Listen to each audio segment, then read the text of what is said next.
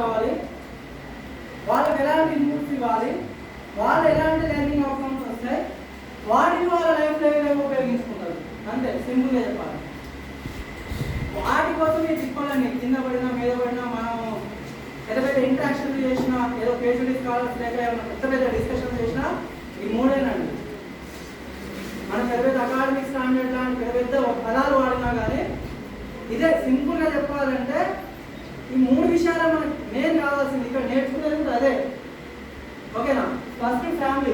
ఇక్కడ ఫ్యామిలీ చూడండి, ఇప్పుడు జనరల్ ఒక ఫ్యామిలీని మన బుక్లో చూపిస్తే బాగుంటుందండి.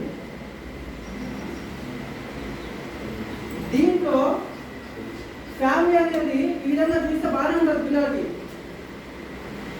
దీన్ని చూసిన పిల్లవాడు దీనికి అలవాటు పడతాడు, నేను కాదనట్లేదు.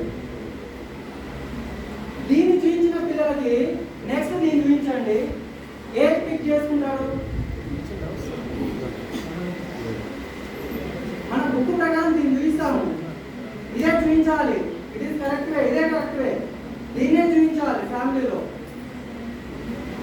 కానీ కొద్దిగా మనం పిల్లలకి అట్రాక్ట్ కావాలంటే, వాళ్ళు మనతో సంభాషించాలంటే ఇలాంటి థీమ్స్ మనం ఎక్స్ప్లెయిన్ చేయాలండి. ఇలాంటి థీమ్స్ గురించి ఎక్స్ప్లెయిన్ చేయాలి.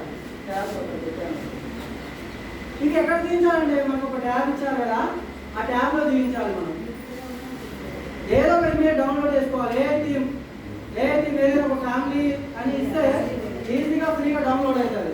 వాళ్ళకి పెట్టి ఇంట్రడ్యూస్ చేయాలి. ఓకేనా? ఇది ఒక రకమైన థీమ్. నెక్స్ట్ ఆర్డర్ గేమ్స్, ఇదొక రకమైన థీమ్. ఒకసారి థీమ్ చూడండి. వాట్ ఎన్నేవాళ్ళు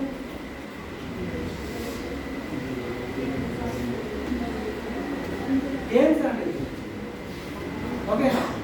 ఈ గేమ్స్ గురించి మనం దీంట్లో చూపించిన తర్వాత ఒకసారి మనకి ఐసిడి టూల్స్ మీద కొద్దిగా అవగాహన ఉంటే ఇలాంటి పిక్చర్స్ చూపించడం వల్ల కొద్దిగా అట్రాక్టివ్గా ఉంటుంది.